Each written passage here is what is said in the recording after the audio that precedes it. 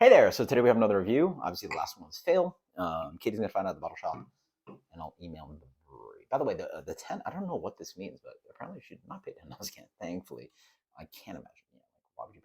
There to think about a can cost very few out there. Like you have to think of like a barrel aged stout, something super crazy price or whatever. But for retailers to be charging that much, the pricing must be insane. But anyway, we're on to the next beer. Thankfully, it's part of the Darwin's beer reviews, like kind of adventure. You get to see me not drink a lot of beers. That beer was 2 sips and down the drain. Got the Katie to try. She went, ooh. So that was the oxidized IPA from the last one. This is Tripping Animals. Beautiful label again. Again, similar kind of branding from. I'll show you. Like, could you have guessed these came from 2 separate breweries? Not really, right? It's that kind of like foily, kind of artsy, kind of cool vibe. Like, I don't know. Anyway, Tripping Animals. This is Willie the Astronaut. Sour ale conditioned on raspberry, cherry, blueberry, graham cracker, vanilla. 6%. Collaboration with Dream State. Dream State. Cool.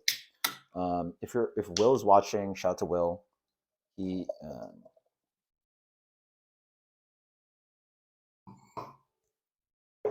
worked for Equilibrium. Cool guy. Love the guy. When I worked in the industry in New York, and he's watching his new stuff. Dream State. Cool. That is like, I mean, this juice. Like, what are you gonna say? This freaking raspberry, cherry, blueberry. Like, what do you think colors of beers look like when you do that? No candy, right? Ooh, unfortunate. Oh, actually, no. I think they put a can date somewhere really good on this can. The last can had it on the Evil Twin collab had a good place on the bottom of the can. No bueno, no bueno. Either way, sour beers generally, I mean, the fruit goes away, but like there's no hopping to it that like really just like destroys the beer. So, I mean, what else can you say? It smells like blueberry cobbler, right? Blueberry, yeah, fruits for days. I don't really get the addition of the graham cracker vanilla. Cheers. It was super jammy. Was heavily fruited sours. So, see what happens is, first off, I feel like Tripping Animals really needs to uh, attack acidity more. Like, so the first thing is that the beer is not a what do you call it, like a smoothie sour, right? It's not like chunky, right? These, I mean, it looks like it is, but there's definitely a little bit of viscosity, and yeah, there's definitely some viscosity to the beer, but it's not a chunky, right? If you guys are familiar, 450 North, Ellipsis used to make Mortalis, like even out of Wanaki, they brewed up a tak pie. What are the breweries? Anyway, those are my mind right now. But anyway, these breweries that make smoothie sours, they're so sludgy. Like they envelop your palate. This has a little bit of that, and I think the base beer is actually somewhat acidic, but the fruits are really acidic here, right? Raspberries, cherries, blueberries, like specifically probably the raspberry. So really, the important thing is that whenever you're building one of these beers, it's really important to tone it to the acidity of the fruit, right? We're talking about something like the Evil Twin collab that I did. I guess maybe some of those beers are not as acidic; they're more tropical and sweet. Obviously, they have some acidity to them, but this is easily more acidic. But I'm gonna guess that they use the same base beer. It's sitting at 6%, whatever. But this one definitely has a little bit more acidity to it. I like it for that, having that punctual acidity. But then as I drink more, it's really just a very jammy sour. I don't get any sense of vanilla and graham cracker. Granted, the graham cracker, the vanilla can be a rounding note. A great brewery that I highly recommend it would be Urban Artifact. I believe Urban Artifact, by the way, out of Ohio. I actually haven't reviewed too many of them for you, but I should. They are, from what I believe, the largest kettle sour brewery in the country. At least I think they're like almost all exclusively kettle sour. So like at least that they're the largest. But for a brewery specifically only producing kettle sours, they have to be the biggest. I don't know if by a fact if they're producing the most amount of kettle sour, because like there's some dumb breweries producing a lot of kettle sour, like Anderson Valley and Westbrook, and I don't know.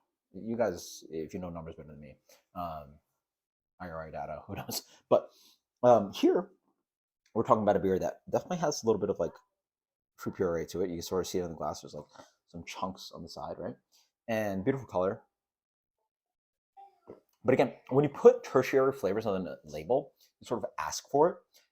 The beautiful thing about Urban Artifacts, I listened to an interview. Obviously, a lot of people don't. And explains that like vanilla is sort of like a cheater, kind of like a binder kind of ingredient. You don't end up tasting the vanilla, but it ends up making the product so much tastier. I can sort of see that here, but like you're also having a graham cracker, and I don't taste that for nothing. I don't taste or smell it at all. But the beer in general is very tasty. I mean, it's just cheater fruits. This one's definitely better than the tropical one, even though for me, if I had to vote, I'm gonna go tropical.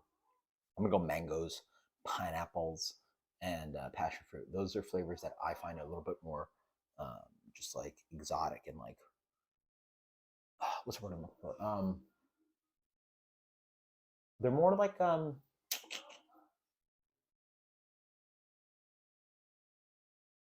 here's a good analogy. What's more like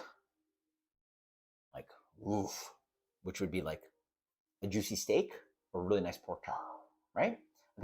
I think almost everybody would choose the steak. There's steak houses for a reason. There aren't pork chop houses for a reason, right? Um, I find the passion fruit flavors to be more that kind of like just like more oof like this, uh, going on with tropical fruits versus the berries. The berries are very delicious here. They work with a lot of beers, and I tend to like a lot of the berries and beers, specifically even like the Bourbon County variants. Right, Bramble Rye is actually one of my favorite of all the Bourbon counties ever produced. This beer is better than the Eat a Twin Collab with all the tropical fruits and stuff. There's more acidity. I think in general the puree and the use of raspberries and blueberries and island cherry is just more jammy and more acidic. There's more acidity to this beer. I wish there's more complexity to this beer. I wish there more maybe. With these beers, you have to choose where you're going. You have to go really hard on slushy, chunky, smoothie that way. You have to choose either you're going to show the base beer and have the fruit flavors a little bit tertiary, and or you want to do these tertiary flavors where you're doing like the graham cracker vanilla things. So you're making a little bit more desserty and not going all the way smoothie and allowing the puree to flow with all these other flavors, making sort of dessert sour. This beer sort of sits in the middle of everything, right? Where it's really not that sour, not that smoothie-ish, not that desserty. Like it doesn't do anything quite well. Like if this beer actually was quite like didn't even have the color. Like a great example is the still beers that I tried, where the beer like literally was just like looked like a straight up Berliner, like light gold color and a straw color, and then had all these like other fruit flavors to it, like just a little bit sprinkling along. I like all that stuff. But when you don't do anything great, you sort of sit in the middle, and you just have a punchy fruit pureed sour without like again, if you're gonna go at it, go at it. Like make it chunky or make it like desserty with a graham cracker and the vanilla, right? Like do something exceptionally well. And I find here there's nothing like super like oof, like this smacks. It just does. It's all impression. It's all very tasty. It's tons of really delicious fruit puree in this beer. So last one to get a good rating. I'm gonna give this one a solid.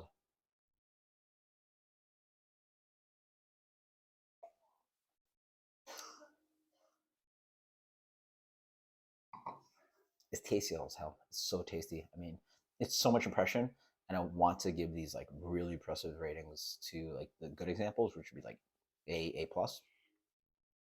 This one gets a solid B plus at an 80, 89, 89. That is Shaping Animals, Willie the Astronaut. That's cool. Until next time, guys. Cheers later.